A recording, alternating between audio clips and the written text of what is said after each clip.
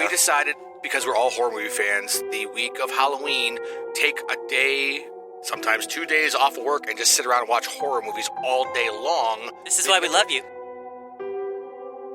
As soon as he starts talking, you're like, why is he here? He's not one of these people. He scares the shit out of me. Absolutely. There's so much blood, gore, so much like scary thrills in that movie. I think it's the perfect horror movie.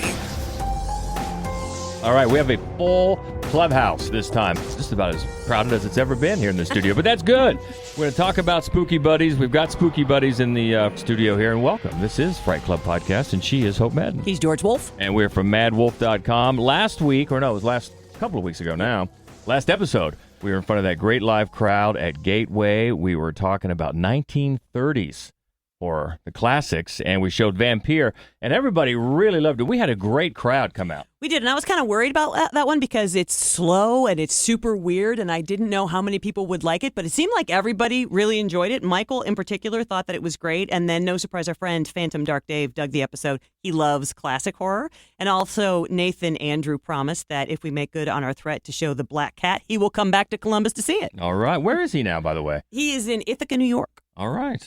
Yeah, that was great, and we really had some great conversation afterward. You know, we always love when people come down and want to talk about the movie that they just seen, and boy, everybody had a lot of great things to say about that. So hopefully that continues. But just a reminder, we're taking May off of Fright Club since we're making a movie, and if we sound a little tired today as we record this podcast, it's because we were out today digging ditches and digging holes. Not a mass grave. And not, in case the authorities are listening, it was not a mass grave. We were getting out some of the obstacles for the Obstacle Corpse filming our movie, which is going to kick off here in a week from today. And we just want to thank Molly. She's our production designer. Yeah. She did a lot of manual labor today, but also, I think, more importantly, she stood in the middle of the woods and listened to me come up with different ways to dispose of a dead body without freaking out. I just got on a riff, and I started just coming up with different ways. And along the line, somewhere during the conversation, she uttered the phrase, "If cannibals want to eat me, that's their prerogative." And we'll just leave it at that. But it was good, and we hope to make a good movie for you. And that's really what gets us here today. How we got the Spooky Buddies in the studio, how they got the honor and the privilege of being here. Who's going to explain? I think that should be Derek. It was his brainchild. Okay, well, first of all, let's introduce everybody. Let's have a roll call here of the Spooky Buddies. All right. Hi, I'm Derek Zach. I am Katie Height. I'm Megan Oxner. Spencer Metoxen. And Monty Metoxen. Okay, and you guys got together, right, back when we were doing the GoFundMe for Obstacle Corpse, we had one option. Well, I'll let you guys tell it. Yeah, so the option was to host this, and as soon as I saw it, reached out to my Spooky Buddies friends here and said, "Are you guys interested if we get together and do this?" Everyone's on board, but the important thing was I had to reach out to you two and say, "Do you think you're ready for this if you let us all host this?" Do you realize? And you instantly said yes, so we were in. Yeah, I definitely. You were getting into, but I definitely wanted to thank you publicly because if I was in your guys' shoes, immediate no, and block. I don't think this part is the hard part. Editing it down, that might be. We'll see. Yeah. We'll see how it goes. But were you known as the Spooky Buddies before this, or was this a name for this episode? We collectively called ourselves that for a few years now. We It's kind of a running joke too because it's a Disney dog movie, but I don't know why we started calling ourselves that. we were taking it back from Disney. Yeah, we spell it different. I.E. for spooky and buddies with a Z. Buddies with a Z. No copyright infringement. Yeah, we seriously just not a couple years ago. It's got to be almost 10 years ago. Years, yeah. We decided, because we're all horror movie fans, the week of Halloween, take a day, sometimes 2 days off of work and just sit around and watch horror movies all day long. This is why we love you. And that's how it happened. You know, it was us three at first, and then it grew to include the entire group now. So, I mean, And it had nothing to do with the Air Bud franchise. Let me just get that out. Yeah, so Disney lawyers or whoever owns Air Bud had nothing to do with that. You see that red light, the hotline ring? The lawyers. Well, it's great, and that just fed into the subject, right? The topic, which you you came up with them, or did they already have it? I think that it was either Katie or me, one of the two of us. I think so. Katie, it was Katie. I'm always taking credit for stuff. Katie came up with it. Well, it's good. The Spooky Buddies going to talk about the Spooky Buddies. So, what are the rules? What are the parameters? Well, we did Best Friends not too long ago, and so this is not that. The idea behind this one is big groups of friends. So that was really it. That was the one parameter. It also left a lot of options for everybody. And then the other weird rule for this one is that while ours are ranked, theirs are not ranked because it was going to cause too much tumult and chaos. And that's being polite. Yes.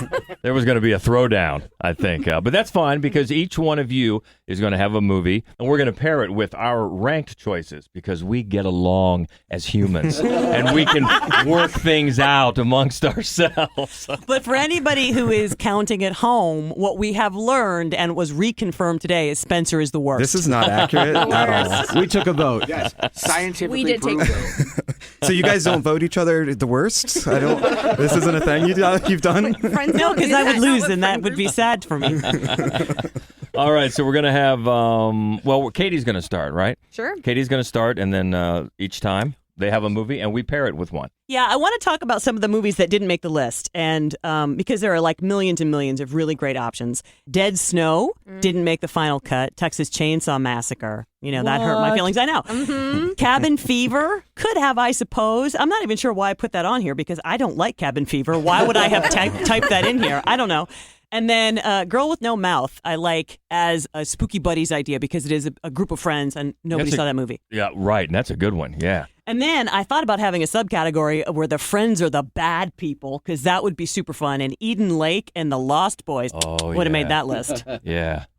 Didn't somebody here, was one of you hated us for showing Eden Lake? Who hated us? So many people hated us for showing that one. That got a lot. I can't keep them all but I straight. think it might have been Tom. Was it Tom who hated that? A lot of people were really angry about Eden Lake. Those people are crazy because that movie is so good. It's so good. Actually, we've shown it twice. But you're right. Those friends are not good. They're not good people at all. Okay, so that's the ones that just almost made it. So we'll get into the actual cream of the crop here. So Katie is going to start, right? What you got? So the movie that I chose for Spooky Buddies was The Invitation. We don't see you for 2 years, and then all of a sudden, we get invited to this lavish dinner. Don't tell me that this is normal.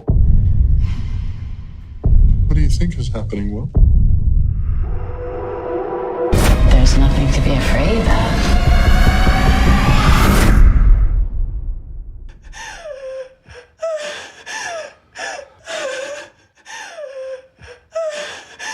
The Invitation was directed by Karen Kusama, who also directed Jennifer's Body, which we decided we need to rewatch. It's going on the Spooky Buddies list this year. Never seen it. So good. So It's good. very It underrated. is. It's very It is. maligned, and it deserves more love. Anyways, we're not talking about that today. So The Invitation is about a dinner party with all of your grown-up friends that all apparently hate each other. And the movie starts off with one of the worst scenes I think I've seen in a while. And clearly, everyone should have just gone home from the beginning of the movie because they hit a coyote on the way to this dinner party. And you just know, if that's how it starts and it never goes up from there, it's a really bad scene. So they end up going to this dinner party. It is, now I can't remember his name. Terrible. The worst dinner party ever. The worst dinner party ever. So it's a couple that goes, and throughout the movie, like everything is just so tense and so difficult, and you can't quite know what's going on, but it's all very creepy and uncomfortable. Everything's super awkward. They play some kind of never have I ever game where they start talking about what would I do if I could have anything I wanted. And one of the women decides she wants to do coke. And the other thing is that this movie also starts off with a couple strangers outside of this like grown-up adult friend group, having them sit down and watch a video that ends up being of someone dying. They watch a woman die at this dinner party, and like more and more things just keep happening where you're like, this is not right. But the main character knows that something is wrong and keeps freaking out about it, and everyone's like, no, it's fine, everything's fine, it's cool, right? And then you find out that like all of these things that have been going on. Monty, you look like you want to say something. Jump in, No, please. no, I'm thinking about it. It's making me angry. It is. I know. So everyone is just like more and more things keep happening, and you cannot figure out what's going on. And it becomes clear that they are in a cult. The couple whose house it is, and like it just devolves. Everything devolves. Everyone is having these horrible moments. A lot of gaslighting. So much gaslighting. And the couple that is there, it's a girlfriend who they've only been dating for a couple years, and you find out that the husband has come back to his ex-wife's house, and they have a son who has died. So not only is there a lot of bizarre things going on, he's also reliving a lot of trauma from their son dying and being in the house where the son died. You can't quite put together what's going on. And then literally, as most of these movies do, all hell breaks loose. And all of his suspicions of things being wrong in the house start coming true. And I will not spoil anything, but it's just this whole concept of your grown-up friends, like friends you have as adults, not being the same people they were when you were teenagers. And when you have this like collective trauma coming back to you, everyone's handling death in a different way. They're handling their trauma in a different way. And in this way, they are handling it terribly. It's so beautifully done, but also so traumatic and so heavy to watch. Like it's like a grown-up movie, I feel like, for this one. I love John Carroll Lynch in this movie so much. Yeah. I think that when he does his speech, and it just changes the whole tone and trajectory of the film at that moment. Yep. There are other characters. There's a woman who wants to get crazy. I mean, there are other characters who really affect the way things go. But man, as soon as he starts talking, you're like, why is he here? He's not one of these people. He scares the shit out of me. Absolutely. He changes the tone of the movie and starts talking about things that had not come up. Like we're saying, like, they want to party, they want to hang out, they want to be friends. But it's clear these people haven't seen each other for a long time. And that there's an agenda. And there's something going on. They haven't been a part of each other's lives. And so they're trying to regroup each other together. But it turns out they're getting back together so they can all die together, essentially. Like, that's the plan. Like, we'll save you. Yeah, it's great We'll friends. be friends forever. That's what Forever. friends do. We're going to just end it this way, We just right? end it That's together. cool. Absolutely. And everyone talks about how there's no right way to grieve, which I inherently agree with. But this is not the right way. Like, this is the wrong way. I it's think you're exactly correct. the wrong way. Okay, so that's The Invitation from 2015, and we're going to pair it with our number 5, and that is from 2017, and that is The Ritual. Where the hell are we, Hutch? We should pitch the tents. This is ridiculous, man. Luke, you're getting soaked. You hear that? No, I didn't hear anything. Come on. What the fuck is that? Fucking hell, we don't know where we are!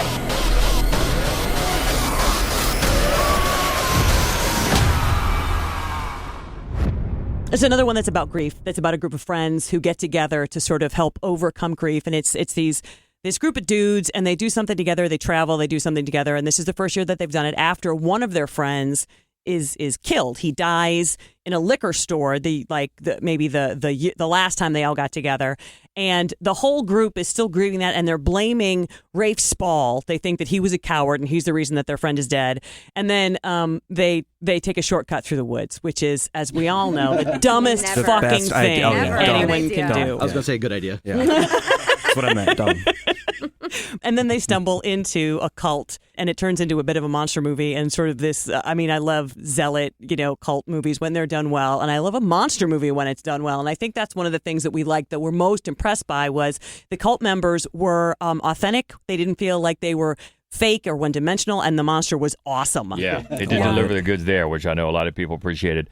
This director is David Bruckner, who did Southbound and also The Night House from just last year or 2 years ago, which we liked a lot. And I think it's grief, yes, but also you mentioned Rafe Spall's character. He's blaming himself too. They're blaming him, and he's blaming himself as well. And he thinks if he can complete this, it'll somehow redeem him with everybody and with himself. So, but I agree. Once they get to the cult or where they arrive, it does. It delivers the goods, and you always want to see when it's a monster movie. Okay, are they going to show me the monster or not? And they do, and it backs it up, I think, pretty well. Yeah, it does. And I think, the characters in the cult, which I don't even know if you can consider it a cult. It's really more of a folk horror. Yeah. So it's really almost like a community that's just sort of existed separated from the rest of the world for such a long time, as opposed to being like a cult, like the Invitation group of people. But the members of that group were so eerie, and the performances were so good. And I'm not sure I think all of the friend performances, the guys who are traveling together, they weren't quite as strong. I mean, I liked them, but it wasn't until you got to see this sort of prehistoric group of humans where you're like, oh no, this is acting. These guys are nailing it. Mm-hmm. So I know you mentioned this was directed by David Bruckner. I just saw the other day that he's on tap to do the Hellraiser reboot. Yes. Which I don't know how I feel about that, but I mean, it's been hit or miss with these reboots. Yeah, it has been. We're excited about that, and we're also excited about the casting and the director. I mean, I feel like this is the best chance that a Hellraiser has gotten since the first one. Yeah, my hopes are pretty solid for it, I think, because I think he's been a pretty solid director. But we'll see. You're right. The reboot sometimes can be very disappointing, but hopefully not in this case. So that is our number 5, The Ritual from 2017. And we'll go next to, who's up? Spencer's up. I'm up. Spencer's up with your pick. I've heard you're the worst, but your pick is going to be the best. I can feel it. Well, I will tell you, we did rank these, and mine is number 1. So there's that. You have a mouse in your pocket? Is there a Twitter poll to support that? Yes. Yeah, we'll get one on there soon. So, yeah, we are going for the 2013 remake of Evil Dead. You are all going to die tonight. I read a passage from that book. Oh my God! What did you do that? George is so happy that was the one. They didn't specify. I love it. Yeah, the 2013 remake is probably one of my favorite horror movies. There's so much into it. There's so much blood, gore, so much like scary thrills in that movie. I think it's the perfect horror movie. But these group of friends, so they're coming together to get one of their friends off of heroin, like a great group of friends would do. That's a real group of friends, unlike The Invitation, which are really shitty friends. Yeah, they're not going to murder each other on purpose. Right. I mean, they are going to murder each other, but that wasn't the goal. Inevitably, they're going to murder each other. You get the one dude who I think we decided was going to be Katie, who finds a book bound in razor wire, and it says, you know what, I'm going to cut this open and read this book. Let's go ahead and read this book. Because that's always a good idea when you find a book. She is wearing a Reading Rainbow t-shirt today. You guys see the visual for this. Reading Rainbow shirt. It's right there. It's right there. So anyways, the book opens, the book gets read, evil comes, then you have to murder your friends as they start getting possessed, which would be absolutely horrid to do. Or, like the one dude who actually read the book, his eyeballs get stabbed with needles. That's what you get for reading books. So after this poor girl, what's the main character's name? Mia. So Mia's possessed. Mia gets buried alive, and Mia comes back and then has to watch her brother blow up. Has to fight a doppelganger of herself. And at the end of the day, it's like, man, Mia, like, I don't know, maybe heroin was a good choice. Yeah, she tears her own arm off. Yeah. It rains blood. The end is so metal. Like, it's just like a heavy metal music video the last 10 minutes. Well, when we were talking about this, when Hope told me your list, and it didn't specify which Evil Dead, and I asked, I said, which one is it? And I'm so glad it's this one. Yeah, because I love this one. Absolutely. All of them are great. They're all great. They're all absolutely I love great. all the Evil Dead movies, but I do just really love this one. And I think, Fede Alvarez, of course, then he went on to make the Don't Breathe, which was also excellent. Yeah. But, I think that if you take on the Evil Dead, which was so... I mean, this one is still comedic, but it's not that like Three Stooges-y kind of comedy, which is why George likes it. That's why I like it better. Right, exactly. But the gore, I mean, Ooh, the blood. Yeah, he doesn't skimp on that. And all of the performances, I think, are just great. Yeah, absolutely. I think it shines for us, too, because we grew up with Evil Dead, like kids watching that. I don't know why kids, but yeah, we were watching as kids. And then like when they announced the remake, we were like, oh no. Then we saw, we're like, oh my God, that was awesome. Yeah. That was a really good idea, just to change the complete tone of the movie of the remake to this more serious, violent, gory than the jokey, ashy slashy stuff. But they still pick up all of the same elements. So like, of absolutely. course, Evil Dead Part 2 is just basically a remake of Evil Dead with like 2 additional characters. And so the reboot of it, they still pull in all the same things, a chainsaw for an arm, all of the same elements, but they sort of, who does it this time is different. You know what I mean? They just move things around in a way that still makes them fresh and interesting, but still feels like that there's a genuine reverence for the original material. Amen. Yeah. I mean, and that's why it's our number one. I win. That's the 2013 version of Evil Dead. We're going to pair that with the 2011 film Cabin in the Woods.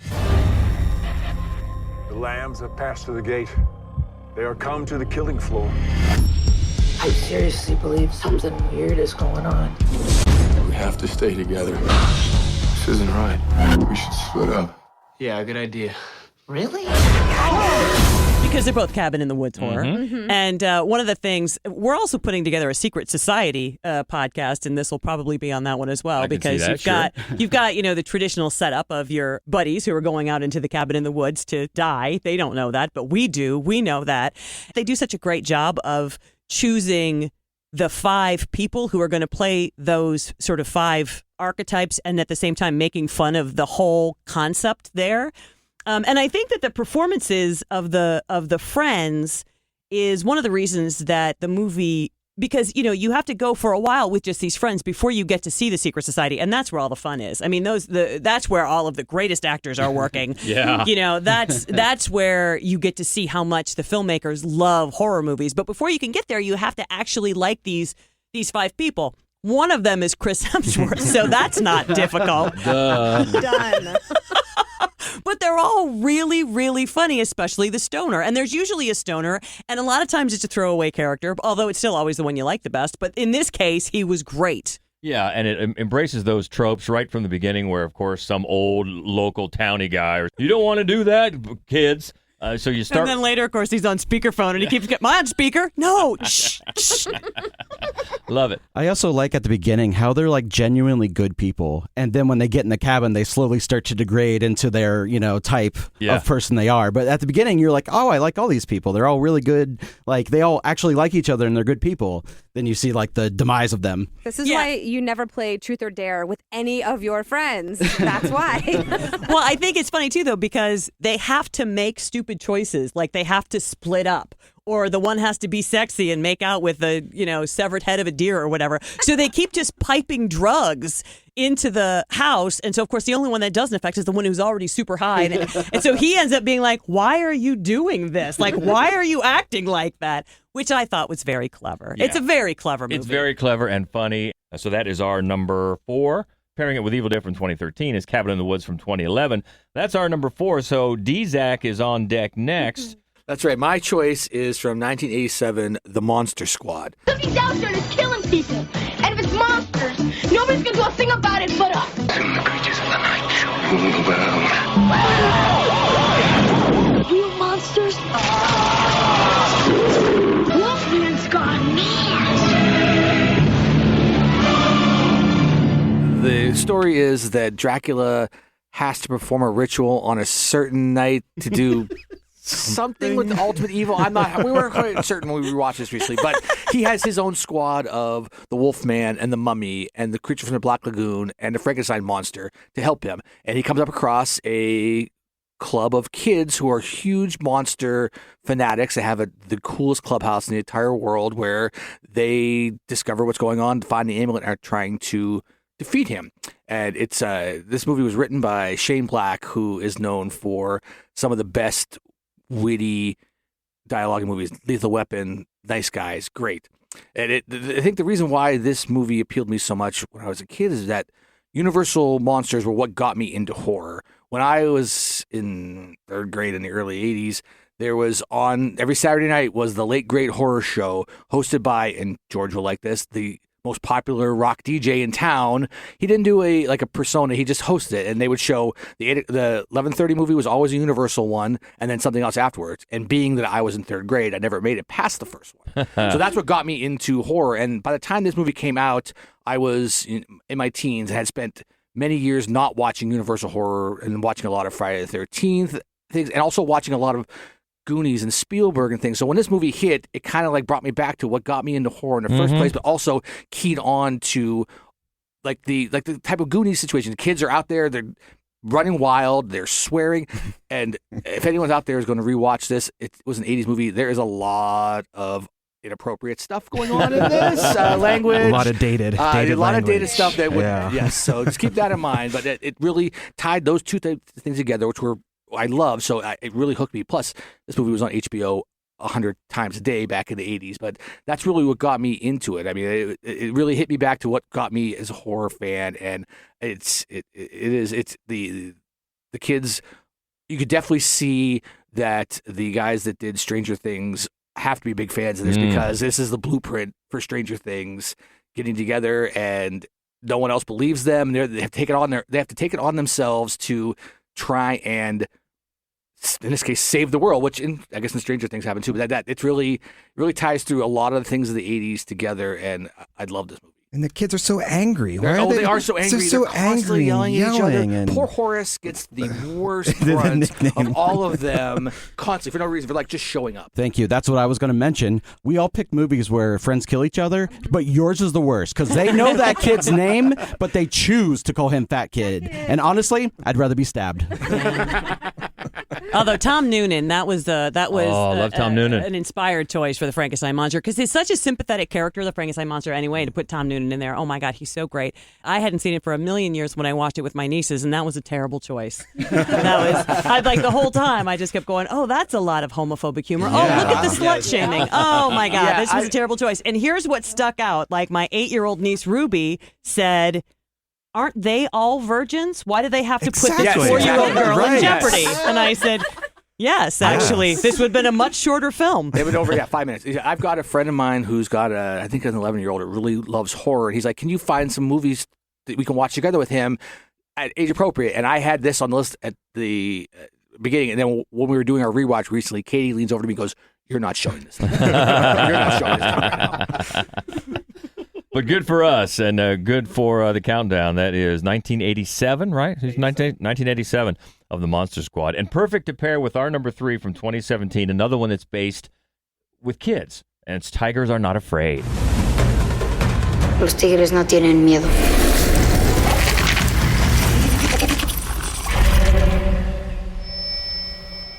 Deseo que mi mamá regrese. Yeah, this one is Issa Lopez, and it's so beautiful, and it's so imaginative and heartbreaking. And it is, though. It's just a group of kids, and they're trying to survive like cartel drug war and homelessness and poverty and all this awful stuff. And, you know, they do that with sort of whimsy and imagination, and it's really beautiful. But it's like how a group of little kids band together, and that their friendship really is what keeps them alive. And so I did think it was a good thing to pair with this. And it's, you know, it's a little girl who suddenly finds herself in a situation with a bunch of kids who've already been living in the street together for a long time, and she has to kind of muscle her way in. She has to find a place with this group of kids, or she's not going to survive. And then she's having there's a lot of supernatural element to this as well, because her mother was murdered, and so you're not really sure if she's seeing ghosts. Are they seeing ghosts? They're unraveling this mystery. It's just a beautifully put together, really lyrical, sad, but at the same time horrifying film that I just can't recommend highly enough. Yeah, because there's a lot of social commentary going on in this as well. Have any of you guys seen it? Yeah. Oh, nice. I just watched it today. Oh, I nice. have not. And then I said, oh, children murder. Awesome. Great pick. Yeah, because I think not a lot of people, at least when it came out, not a lot of people saw it, I think. It was on our best of list, I think. I'm trying to get more eyeballs on it. But great. Where did you see it? Where is it? Is it streaming? I think it's on Shudder. Yeah. Oh, it's on nice. Shudder. Yep. See, Shudder coming through again. Very well done. All right, that is our number 3. Tigers Are Not Afraid from 2017 from writer-director Issa Lopez. So who's up next? It's Megan is up next with her choice. This is a goodie. Because it's also our number 2, which means you actually won. Exactly. Oh. Exactly. That's exactly what I was going to say. If I have the same movie that you guys picked, it's clearly the best. Clearly. So my pick was the 2005 movie The Descent. This is not good, guys. Can we get out of here? Which way? I don't know.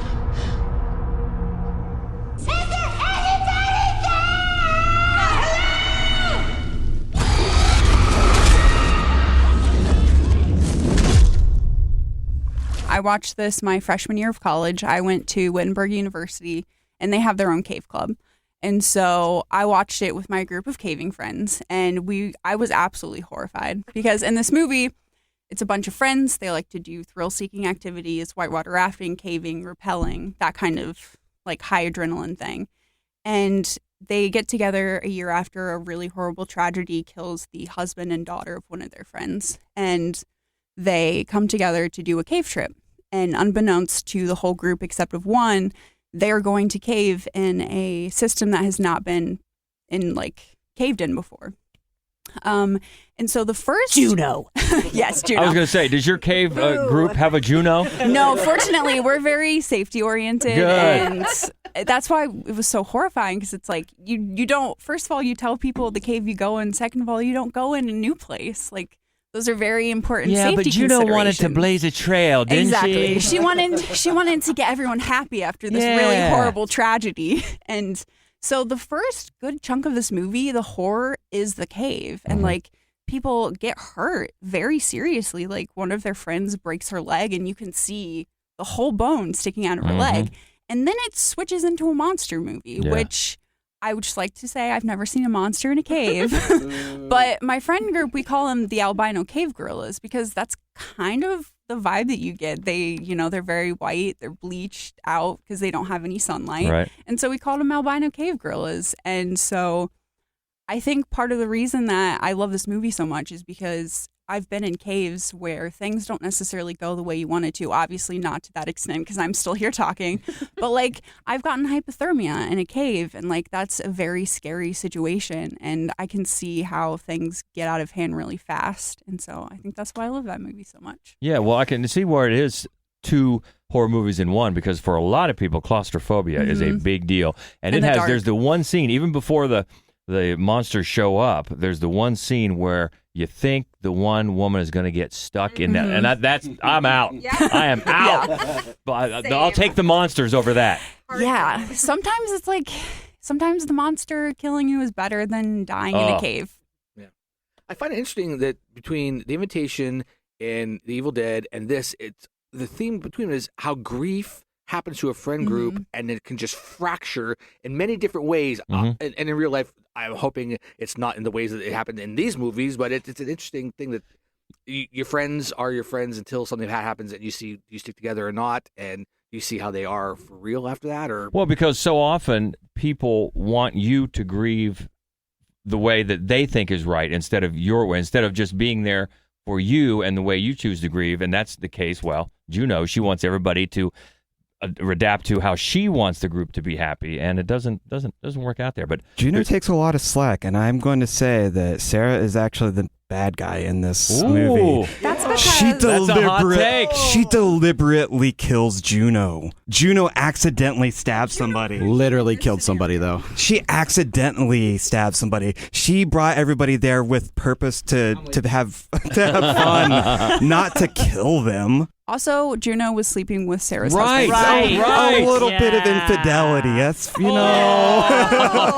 that mean that Sarah can just kill her and leave her in a cave? No, I think we all think Juno should have been killed. All of us think Juno should have been killed because she didn't tell anybody, and they're all going to die because she's stupid. And she got off easy because she didn't die at. No, that's not true. I forgot. She was really injured and then left as meat. So Thank you. Okay, no, that was a she bad didn't way. kill her. She accidentally got her in the leg with an axe. Accidentally, and then accidentally left her. I would like to say I would want to cave with someone who put me through that. Like, I'm leaving them too. we have established that Spencer is the worst, and now Spencer is trying to establish that Juno is not I'm the worst. siding with Juno on this one. Spencer is Juno. I can't believe that you cave. I'm siding with Juno. The idea of dying in a cave is only scarier than just being in a cave. Like, the idea of being in a cave is way scarier than anything I'm prepared to do. I'll say it's one of the coolest things I've ever done. Oh. I don't think that's true. I mean, isn't this one of the coolest things you've ever done? I've never been on a podcast before. Yeah, so I got you back. You did. they're right up there together. Very well done. But that's one of our favorites as well. We brought it up on many a podcast because, as you rightly point out, it's got so many different scares. And in the very, very beginning, the tragedy that you mentioned, is so all of us. It's just so sudden. You don't Like expect Jesus, it. Yeah. you know, and that shakes you right there. And then you have the caving part, and if you're claustrophobic, that's going to affect you. And then we get to the monsters. So yeah, it's quite a roller coaster ride of emotion. It is, and then the other thing is that it's all women, and they don't sexualize the female characters, you know, and they you know, it's so often when you have a film where it's a group of humans and they're trapped in something, they're like, you know, black ops, or they have all of these, you know, MacGyver skills. And these are, you know, one of them is just a school teacher. Like, she's got no business being down there, except she knows a joke about a lemon. Like, really, that's the only thing she brings. So I really like that about it as well, is that, and it's just incredibly well structured. And this is writer-director Neil Marshall, who has struggled over the past few years to live up to this, and Dog Soldiers as well. But boy, this is so effective. And are you going to tell your story real quickly about The Descent? Yeah, so there are two. I've told this before, so if you've heard me, you can stop listening for a second. But there are two endings. There's the European ending, and then there's the American ending. And when I watched it with my oldest sister, I thought that she would like it because it's, you know, it's scary, but it's also, you know, sort of thrilling and just a good movie. And we watched the European ending, and she did not like it at all. And she punched me so hard. She's very strong. So just be careful which one you watch and with whom. I prefer that ending, by the way. Yeah. I do. I like the endings that aren't like, hey, if that makes sense to anybody listening right now. Hey. Sarah gets what she deserves in both endings. Wow. That's what I'm saying. I'm sticking to it. The Descent, that is Megan's choice and our number 2. So yeah, we're with you. We like where your head's at. All right, so who's up next? It's Monty with his choice. All right, so like you said earlier, the group of friends opens up to a gigantic, like any movie counts. And I was like, I'm going to be very unique, and I'm going to pick friends that are horrible. Well, I didn't work out that way. So I picked Scream, the original Scream. Do you like scary movies? What's the point? They're all the same. Some stupid killer stalking some big-breasted girl who can't act, who's always running up the stairs when she should be going out the front door. It's insulting. I think we all know it. We all love it. I just recently rewatched it when the new one came out. So I watched it so many times back in the 90s, and I loved it so much. And then I just kind of quit watching it. It just kind of fell out of my way. And then I rewatched it again. I'm like, oh my God, I still love this movie because the cast is so good. Like, if you go into it not knowing anything about it, you're like, oh, these friends are awesome. Maybe not, what's the boyfriend's name? Skeet. What's his character's name?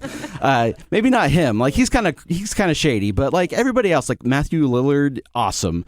Like, you want to hang out with kind of all these people, and they're such great people. And like, once they start getting picked off, you're like, oh no, like, I want these guys to stick up for each other. Then if I ruin Scream for you, shame on you. But then, shame on you. Shame on you. Don't even listen to this podcast. Just, but yeah, then you discover it's them. It's their friends that are doing this, and you're just like, oh my gosh, it's such a knife in the heart. And you're like, you think Matthew Lillard, at least him, he's like, oh, he's the good guy. No, he's one of the worst guys ever. And it just kind of breaks your heart, but it's also very good. It's very shocking because they pin, like the whole movie, they kind of pin it on the dad. It's like you're thinking, oh, it has to be the dad. And then lo and behold, it's not. It's the crappy friends. But I love it. I love all the cast. They all do a great job. And even in the sequels, I know a lot of people don't like the sequels, but I watched them again. I kind of love them too. Yeah. I mean, all the cast that sticks around, they're all great. They're all really good. They have chemistry. I think they are a great group of friends, and that's why I picked them. Well, I think how you feel about early on when you started seeing the friends picked off speaks to how well the movie pulls you in and makes you feel like the group of friends. Because for a large segment of the audience, you feel like, yeah, I love horror movies like that too. And I follow all the tropes and I know. And when they're talking about this is what happens next, these horror movies, you're like, yeah, I'm right there with you. So you feel like part of this in group. And the movie is great to making you feel that way. Very meta, very like Cabin in the Woods. Very meta. And, they're like predicting their own demises, essentially. And, but yeah, it's a really good movie. And I can't say enough about it. And even now, like just rewatching it again, I'm like, yeah, I just want to watch this every year because I love it so much. It is a really fun one. And I agree with you. I think all of the sequels are enjoyable. I think it's one of the few films that stands up no matter what. Even the fourth one, which I know a lot of people hated. I loved it. I thought it was very fun. I thought it was super fun. I liked the reboot a lot. Yeah. I did too. But I think it's because the first one was so very solid that it wasn't difficult to come up with, and also so meta, so that all they had to do, so the sequel, well, it's about horror sequels. Yeah. You know what I mean? I mean, every single one they have, and then the new one is about reboots and about, modern horror. And it's just, it allows them all to be really clever. Also, I just always love to point out that in the South Park movie, Satan has a poster of Skeet Ulrich in his bedroom. This is my favorite thing about Satan. And I think that's why the sequels work too, because of the chemistry with the cast and like their on-screen friendship. I think it's really good. And also, can I just say about Scream 3, I would hate it if Parker Posey wasn't in it. She makes that entire movie, and that's the only reason why I love it. But other than that, she is great though. I love her so much. If she's listening, give me a call.